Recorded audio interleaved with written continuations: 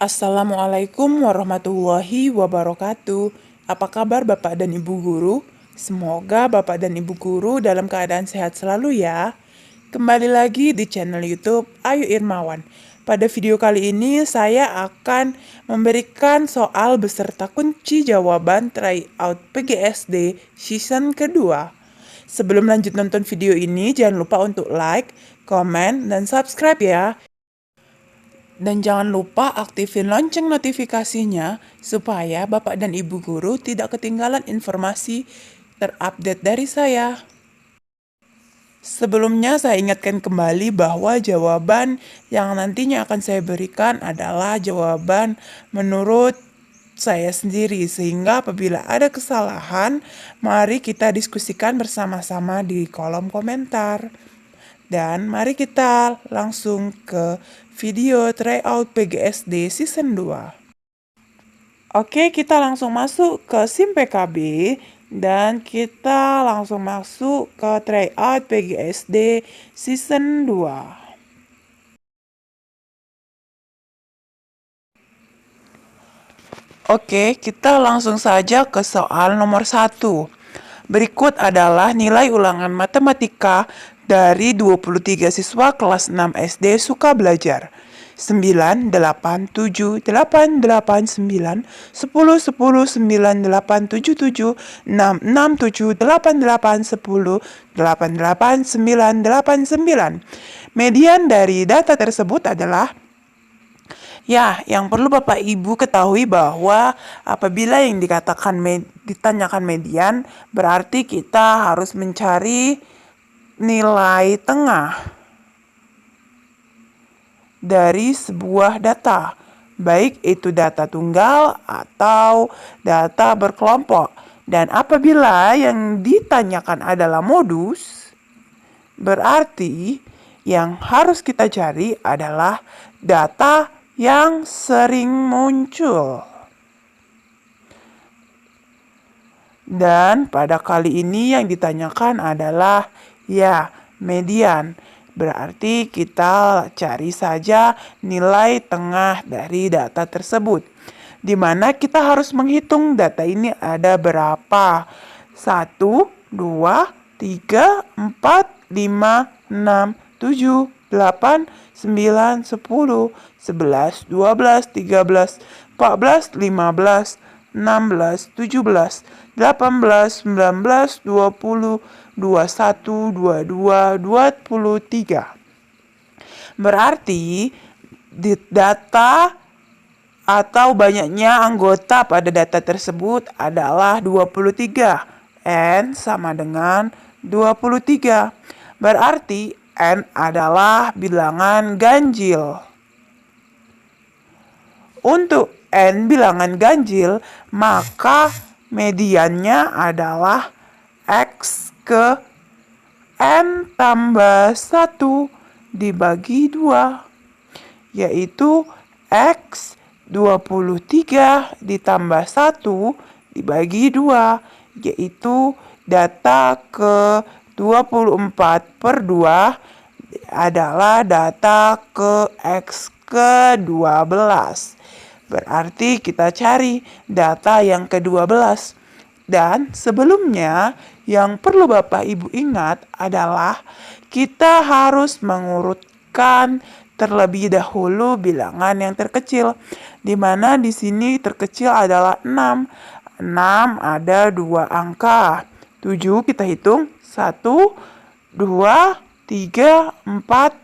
Ya, 7 ada 4. 8, 1, 2, 3, 4, 5, 6, 7, 8, 9. 8 ada 9 angka. Kemudian ada angka 9, ada berapa banyak? Mari kita hitung. 1, 2, 3, 4, 5. 9 ada 5 angka. Dan 10 ada 1, 2, 3. 10 ada 3 angka. Dan tadi mediannya adalah data ke-12. Kita hitung di sini ini adalah data ke-6 dan ditambah 9 adalah 15. Berarti data ke-12 ada di angka 8. Dan jawabannya adalah, jawabannya adalah D. 8. Itu untuk nomor 1. Ya, perlu Bapak Ibu ingat yang pertama adalah harus mengurutkan dari yang terkecil. Kemudian yang kedua yaitu harus mencari berapa N-nya. Dan yang ketiga tentukan N ganjil atau genap. Barulah kita cari data keberapa yang menjadi median atau nilai tengah. Ya, median adalah nilai tengah. Dan jawaban nomor 1 adalah 8. Oke, kita ke soal nomor 2. Pada suatu tes, siswa diwajibkan mengerjakan 8 soal dari 12 soal yang tersedia. Soal nomor 1 dan 2 wajib dikerjakan oleh siswa. Banyak pilihan soal yang harus dilakukan adalah titik-titik cara. Ya, soal seperti ini sering sekali muncul pada saat ujian. Soal ini sama konsepnya dengan soal duduk berdampingan, peluang munculnya suatu kejadian seperti itu. Di mana kita di sini menggunakan rumus kombinasi, di mana rumus kombinasi adalah N kombinasi R sama dengan N faktorial per R faktorial dikali N kurang R faktorial. Ya, nanti saya akan berikan rumusnya. Dan sehingga di sini N-nya adalah 12. N adalah 12. Di mana N adalah jumlah total objek dalam kumpulan. Di sini adalah jumlah keseluruhan objek. Dan R adalah 8. Di mana R adalah jumlah objek. R ini adalah jumlah objek yang dipilih. Sehingga yang dipilih adalah 8 soal ya tadi. Oke, kita lanjut. Berarti N adalah 12 dan R adalah 8. Ya, rumusnya NCR adalah 12 kombinasi 8. Tetapi Bapak Ibu ingat, dan yang perlu diperhatikan adalah di sini ada katanya soal nomor 1 dan soal nomor 2 wajib dikerjakan. Berarti di sini ada sebuah aturan. Ya, yang perlu Bapak Ibu ingat bahwa apabila ada sebuah aturan, maka aturan itu tidak boleh dilanggar.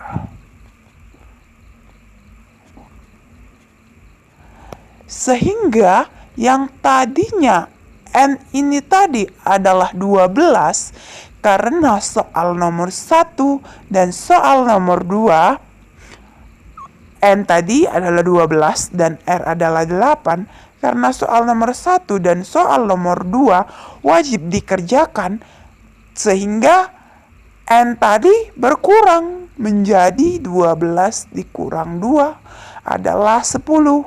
Dan R-nya juga otomatis sudah berkurang dong yang harus dipilih, karena yang 2 wajib dipilih dan mereka mempunyai 6, sisa 6 soal lagi, sehingga 8 dikurang 2 adalah 6. Rumusnya yang tadinya 12 kombinasi 8 menjadi 10 kombinasi 8. Ya, Soalnya menjadi 10 kombinasi 8. Sehingga 10 kombinasi 8 adalah maksud saya 10 kombinasi 6 adalah 10 faktorial per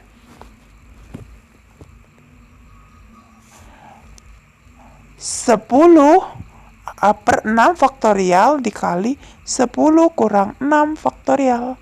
Sehingga adalah 10 dikali 9 dikali 8 dikali 7 kali 6 faktorial. Maaf ya kita di sini. Sehingga tadi kan 10 kombinasi 6 adalah 10 faktorial per 6 faktorial dikali 10 kurang 6 faktorial adalah 10 kali 9 kali 8 kali 7 kali 6 faktorial per 6 faktorial dikali 4 faktorial.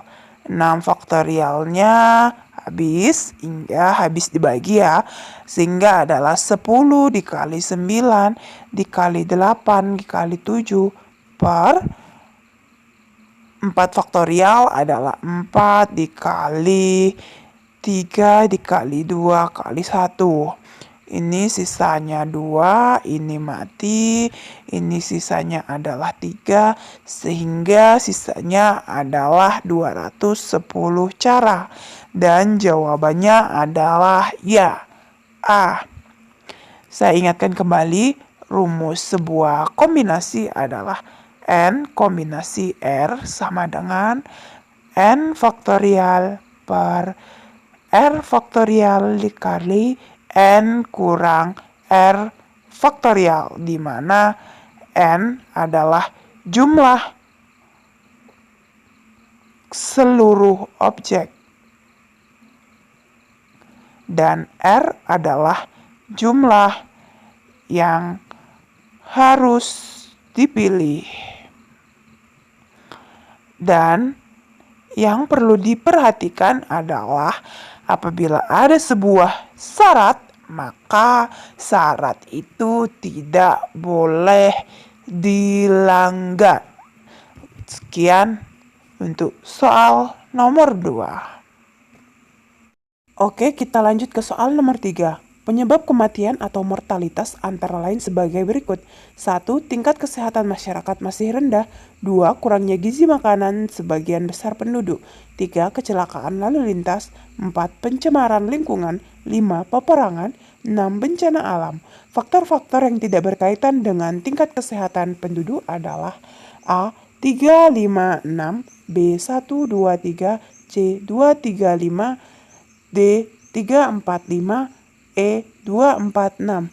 Dan jawaban untuk soal nomor 3 adalah ya A. 3, 5, 6. Selanjutnya adalah soal nomor 4.